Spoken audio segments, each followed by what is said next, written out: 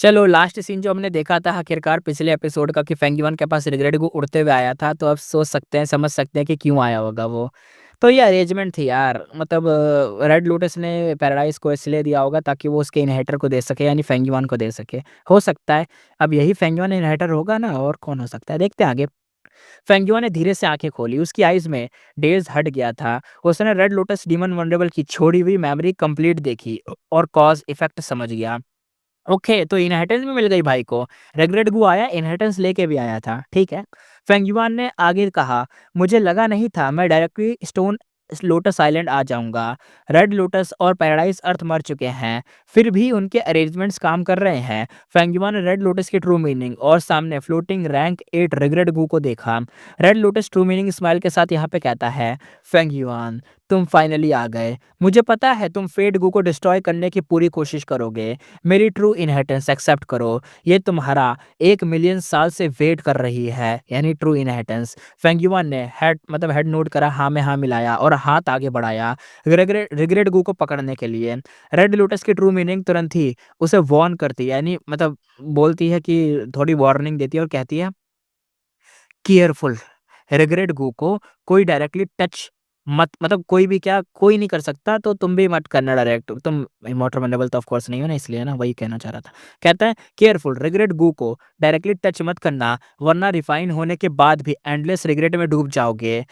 मैंने method prepare की है, तुम्हें बस फेंगयुआन ने इंडिफरेंट टोन में कहा। फेंगयुआन कहता है, मुझे जरूरत नहीं उस मेथड की। फेंगयुआन ने डायरेक्टली रिग्रेट को पकड़ा और इंस्टेंटली रिफाइन कर दिया। Red lotus true meaning shock हो गई। रेड लोटस की ट्रू मीनिंग कहती है, तुम।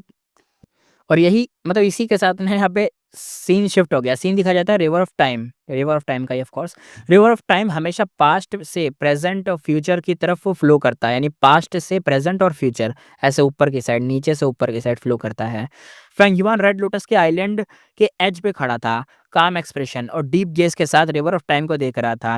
River of time heaven and earth का सबसे स्पेशल स्केड्यूल डोमेन था। अगर ये एग्जिस्ट ना करता तो पूरी गू वर्ल्ड, मतलब गू मास्टर वर्ल्ड ना, एक फ्रोजन पिक्चर बन जाती बिना चेंज और लाइफ के। फेंगयुआन डांगुन माउंटेन लुओपो वैली ले चुका था, पर रिवर ऑफ टाइम कभी सीज नहीं कर सकता था। ये स्केड्यूल डोमेन पूरी दुनिया का, मतलब पूरी दुनिया के सब बींग्स का था, मतलब हर किसी का था ये। हर बीस्ट, हर ग्रास, हर रॉक और वाटर, एक एक बूंद रिवर ऑफ टाइम से बेनिफिट लेता था। वो इमॉर्टल भी मैक्स एक छोटा ट्रिब्यूटरी ही अपने इमॉर्टल प्राइमेसी में रख सकते थे। रिवर ऑफ टाइम दुनिया की कलेक्टिव वेल्थ था। हर टाइम वाटर ड्रॉप पेल वाइट और ट्रांसपेरेंट होता था। काउंटलेस ड्रॉप्स कोलाइड और स्पिन करते थे, जिससे सरफेस पे हमेशा चेंजिंग लाइट ग्लो करती रहती थी। ये पूरे वर्ल्ड का सबसे बड़ा टाइम पाथ दाओमाक का एरिया था। पेंगुआ ने थोड़ी देर में ये ईयर, मतलब यहाँ पे ही ईयर बीस्ट और वन फिंगर फ्लो शार्क और बहुत सारे टाइम पाथ वाइल्ड घुवम्स ना देख लिए थे। रिवर ऑफ टाइम की विटैलिटी से भरा हुआ था, विटैलिटी बहुत ज़्यादा थी इसमें। फेंगयुआन को यहाँ आए कई दिन हो चुके थे। इस टाइम में उसने रेड लोटस की ट्रू मीनिंग कंप्लीटली एब्जॉर्ब कर ली थी। उसका time path attainment directly sky rocket हुआ और सीधा पहुंच चुका था time path quasi supreme grand master. इस लेवल पे रिवर ऑफ टाइम को देखते ही फेंगयुआन को डीपर अंडरस्टैंडिंग मिल रही थी, और सरफेस लेवल नहीं बल्कि रिवर ऑफ टाइम के कोर तक पहुंच रहा था उसका देखना। ग्रेट डाउ के सीक्रेट उसके सामने धीरे धीरे ओपन हो रहे थे। पहले refinement path quasi supreme grand master बना था, पर उस टाइम एक्सपीरियंस इतना डीप नहीं था। अब वो डायरेक्टली रिवर ऑफ टाइम जैसे स्केड्यूल डोमेन में खड़ा था। टाइम पाथ भी उसका पहुंच चुका था क्वासी सुप्रीम ग्रैंड मास्टर, और ये बनने के बाद फेंगयुआन का ओवरऑल ग्रोथ बहुत ज़्यादा हो गया था, ओवरऑल ग्रोथ बहुत बढ़ गई थी। एग्जाम्पल के लिए immortal killer move time cutting edge, अब उसकी पूरी एसेंस मतलब उसका जो पूरा एसेंस था, कैसे बना है टाइम कटिंग एज, सब कुछ समझ सकता था फेंगयुआन।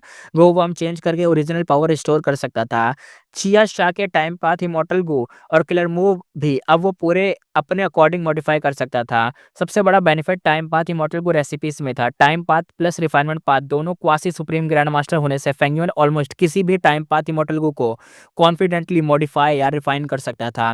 रेड लोटस की ट्रू मीनिंग सबसे वैल्यूबल ट्रेजर थी। उसके बाद सेकंड मोस्ट वैल्यूबल था रैंक 8 का इमॉर्टल गो रिग्रेट। सिर्फ लेजेंड्स, मतलब सिर्फ लेजेंड स्टेटस ही नहीं, रैंक 8 होने की वजह से मतलब रैंक 8 होने की वजह से भी रिग्रेट गो प्राइसलेस था। अब फेंगयुआन के पास टोटल 5 रैंक 8 गोवम थे। पहला एटीट्यूड गो, दूसरा विजडम स्वॉर्ड, तीसरा ईयर फ्लो लाइक अ वाटर, और फिर सोल बेस्ड टोकन, और आखिरी रिग्रेट। अब फेंगयुआन बिना किसी रुकावट के रिग्रेट पूल बना सकता था। डिफिकल्टी भी थी, पर सबसे बड़ा हर्डल खत्म हो चुका था। रिग्रेट गो की वजह से रेड लोटस डिमन वनरेबल ने पहले ही फेंगयुआन का फ्यूचर कैलकुलेट करके massive time path immortal material छोड़ दिए थे। Regret go plus time path immortal material के साथ फेंगयुआन को बस प्रोसेस फॉलो करना था और थोड़ा सा टाइम लगाना था। चाहे तो वो रिग्रेट पूल से भी बेटर इमॉर्टल गो हाउस बना सकता था। इस सब के बाद फेंगयुआन लार्ज स्केल पे गो रिफाइन स्टार्ट कर सकता था। एक साइड वो नए टाइम पाथ इमॉर्टल गो बना सकता था, दूसरी साइड अपने एग्जिस्टेंट इमॉर्टल गो का रैंक बढ़ा सकता था। स्प्रिंग ऑटम सिगाडा का बढ़ा दे, मजा आ जाएगा। रेड लोटस के मतलब छोड़े हुए time path immortal material mostly high rank के थे, लोएस्ट रैंक 7, और बहुत सारे रैंक 8 मटेरियल भी थे। अगर हेवली कोट ये देख लेता तो भाई खून मुंह से निकल जाता, हक देता, बावसीर हो जाता उन लोगों को। उन्होंने फेंगयुआन को टाइम पाथ मटेरियल लेने से रोकने के लिए सब कुछ ट्राई करा था, इतने लोग मरवा दिए, फिर भी ह्यूज प्राइस पे भी किया। तब फेंगयुआन को देखो प्रॉब्लम ऐसा नहीं है कि नहीं हुई, ली हुआंग वो इतने सारे लोग थे उसकी वजह से लड़ाई करी, कितनी प्रॉब्लम हुई थी। तो ली हुआंग का तो काटा भी था बड़ा गंदा फेंगयुआन ने। तब फेंगयुआन को प्रॉब्लम देखो हुई थी, पर अब उनकी सारी मेहनत वेस्ट हो चुकी थी क्योंकि फेंगयुआन को वो चीज़ मिल गई जो वो चाहता था। रेड लोटस की ट्रू इनहेरिटेंस में ट्रू मीनिंग, रैंक 8 रिग्रेट गो, बहुत सारे टाइम पाथ इमॉर्टल मटेरियल और इमॉर्टल किलर मूव थे। इमॉर्टल किलर मूव में सबसे बड़ा गेन था वो मूव जो स्प्रिंग ऑटम सिगाडा को कोर बनाकर बने थे। फेंगयुआन के लिए सबसे इंपॉर्टेंट था spring autumn cicada success killer move. इस मूव में कुछ सप्लीमेंट्री इमॉर्टल को लगते थे और स्प्रिंग ऑटम सिगाडा एक्टिवेट होते ही 100% सक्सेस रेट हो जाता था, यानी 100% वो वर्क करेगा।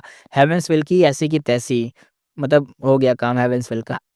नॉर्मली स्प्रिंग ऑटम सिगाटा का सक्सेस रेट बहुत लो होता है और लक भी बहुत ज़्यादा हैवी डाउन होती है, पर स्प्रिंग ऑटम सिगाटा मूव के साथ फेलियर जीरो हो जाता है, सिर्फ लक रिड्यूस होती है बस, और कोई नहीं। रिड्यूस कह रहा हूँ, सॉरी, रिड्यूस होती है, यानी लक कम होती है, बाकी सब तो 100% हो जाएगा। इस मूव से स्प्रिंग ऑटम सिगाटा की एक तरीके से होता है ना, प्रैक्टिकलिटी क्रेजी लेवल पे बढ़ गई थी। फेंगयुआन ने ऑलरेडी डिसाइड कर लिया था कि वो ये किलर मूव प्रिपेयर करेगा। ज़्यादातर इमॉर्टल किलर मूव सिर्फ इन्फॉर्मेशन फॉर्म में होते थे, जिसे फेंगयुआन खुद प्रिपेयर करता था। पर एक टाइम पाथ किलर मूव ऐसा था जो रेड लोटस डिमन वनरेबल ने खुद एक्टिवेट करके छोड़ दिया था। ये पहले रैंक 9 किलर मूव था, मिलियन साल बाद पावर बहुत कम हो चुकी थी, पर अभी भी यूजेबल था, और इस किलर मूव का नाम था फ्यूचर सेल्फ। ये मूव ना रिवर ऑफ टाइम और रेड लोटस स्टोन आइलैंड पर डिपेंड करता था। यूजर अपनी लाइफ के फ्यूचर के एक स्टेट का पावर टेम्परली बोरो कर सकता था, यानी आगे जा, मतलब मान लो अगर फेंगयुआन है वो आगे जाके बहुत पावरफुल बन जाए, मान लो कोई कोई कहता है कि फेंगयुआन वनरेबल बनेगा, ये बनेगा वो बनेगा, तो मान लो वो आगे जाने वाली ताकत को अभी ले सकता है। हो सकता है ना ऐसे टाइप की वो वाला कोई एक टाइप की पावर अभी ले ले, ये ऐसा टाइप का एग्जाम्पल। अगर कोई गो मास्टर रैंक 5 है पर फ्यूचर में रैंक 6 इमॉर्टल बनने वाला है, तो फ्यूचर सेल्फ के थ्रू वो अपने फ्यूचर इमॉर्टल बॉडी का पावर टेम्परली ले सकता था। ये बढ़िया है। इस मूव की मास्टरी और टेरर देख के फेंगयुआन भी थोड़ा सा शॉक्ड हो गया था, पर प्रॉब्लम ये थी कि ये मूव अब रैंक 7 लेवल का रह गया था, इसलिए फेंगयुआन के लिए यूजलेस था। रेड लोटस डिमन वनरेबल के कैलकुलेशन के हिसाब से फेंगयुआन यहाँ आते वक्त रैंक 7 होना चाहिए था, पर फेडगू इंजर्ड होने से लक पाथ के आने के बाद फीचर प्रेडिक्ट करना बहुत हार्ड हो चुका था। फेंगयुआन कहता है मेरा कल्टीवेशन ऑलरेडी रैंक 8 है, ये फ्यूचर सेल्फ मूव मैं अपने सबॉर्डिनेट को दे सकता हूँ, उसकी स्ट्रेंथ का गैप फिल हो जाएगा और वो मेरी बैटल में एक तरीके से पार्टिसिपेट कर पाएंगे। बाय नेमिंग यंगवेशी हाई लॉलन इनकी बात कर रहा है ये। पर अफसोस ये है कि मैंने पहले ही बहुत मैन पावर लूज कर दी है। रेड लोटस की ट्रू इनहेरिटेंस कंटेंट वाइज बहुत रिच थी, फुल भाई वेनरेबल लेवल की चीज़ थी, फिर भी फेंगयुआन थोड़ा सा डिसअपॉइंट था। उसने सबसे ज़्यादा एक्सपेक्ट किया था कि कोई शॉर्टकट या डायरेक्ट मेथड जो फेडगू को डिस्ट्रॉय करने में हेल्प करे, पर रेड लोटस डिमन वनरेबल ने ऐसा कुछ छोड़ा ही नहीं था, मतलब छोड़ के गया ही नहीं। उसकी मेमोरीज में सिर्फ इमॉर्टल वनरेबल बनने का प्रोसेस और बाद की रिग्रेट फुल लाइफ था। स्प्रिंग ऑटम सिगाडा कैसे रिफाइन हुई, हेवनली कोड पे कैसे अटैक हुआ, ये सब स्किप था। मेमोरीज डायरेक्टली उस पॉइंट पे जंप कर गई। यहाँ रेड लोटस ने स्टोन आइलैंड बनाया था, यानी बीच की चीज़ें नहीं दिखाई कि मतलब ये नहीं दिखाया ना इसकी मेमोरीज़ में कि जो अपना लोग कहते हैं कि रेड लोटस ने ना वो आधा तोड़ दिया था उसको, क्या कहते हैं, फेडगू को। लेकिन इसके अंदर ये मेमोरी ही नहीं है कि कैसे तोड़ा था उसने, कैसे इंजर्ड करा था फेडगू को। कोई हेवनली कोर्ट की कोई फाइट भी रिकॉर्ड नहीं है इसके अंदर। ये सब स्किप था, इसलिए फेंगियन थोड़ा-सा डिसअपॉइंट हो गया कि अरे भाई कुछ तो दिखाता, कोई मेथड नहीं तो एटलीस्ट मेमोरी दिखाता कैसे तूने कुछ करा था। और मेमोरीज़ उस पॉइंट पर डायरेक्ट जंप कर गई जहाँ पे रेड लोटस आइलैंड बन रहा था। फेंगियो ने पहले ही रेड लोटस की ट्रू मीनिंग से पूछा था। आंसर ये मिला कि फेट को डिस्ट्रॉय करने का कोई शॉर्टकट नहीं होता। अगर पहले कोई शॉर्टकट होता भी, अब वो एग्ज़िस्ट ही नहीं करता, और अगर कोई शॉर्टकट दिखे तो समझ लेना वो हेवेनली कोड का ट्रैप हो सकता है। और ज़्यादा मेमोरीज़ छोड़ने का रीज़न भी क्लियर नहीं था। स्पेकुलेशन ये थी कि रेड लोटस फेंगियोन को किसी फिक्स डायरेक्शन में पुश नहीं करना चाहता था। फेट को डिस्ट्रॉय करना या नहीं, ये फेंगिवन का अपना चॉइस था। फेंगिवन ने पूछा, बाकी रेड लोटस स्टोन आइलैंड कहाँ है? रेड लोटस की ट्रू मीनिंग को भी नहीं पता था। ओके, तो उसे भी नहीं पता। ये फेंगिवन के लिए एक्सपेक्टेड था, यानी पता ही था। अगर आइलैंड एक दूसरे की लोकेशन सेंस कर सकते तो हेवेनली कोर्ट या स्पेक्टर सोल कब का ले चुका होता। इसलिए रेड लोटस हर स्टोन आइलैंड को इंडिपेंडेंट बनाया था।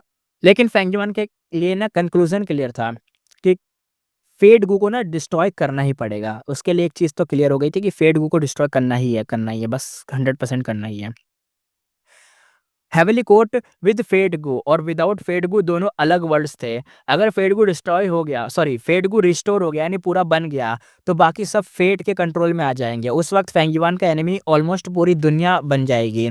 और सबसे बड़ी बात, इंटरनल लाइफ का रास्ता, भाई उस रास्ते में सबसे बड़ा ऑब्स्टिकल फेटगू ही था। फेट का मतलब जो फेटगू का रूल था ना, हर लिविंग बीइंग को मरना ही पड़ेगा, रिवाइवल अलाउड ही नहीं है। इसलिए किसी भी हाल में फेट को डिस्ट्रॉय करना ही होगा। रेड लोटस डीमन वनरेबल ने शायद ये पहले ही डिड्यूस कर लिया था, इसलिए वो फेंगिवान के मोटिवेशन को लेके बिल्कुल भी वरीड नहीं था। यानी उसे पता था कि फेंगिवान तोड़ेगा ही तोड़ेगा। लगने वाली फील्डिंग सेट है फेट गो की फेंगिवान की वजह से।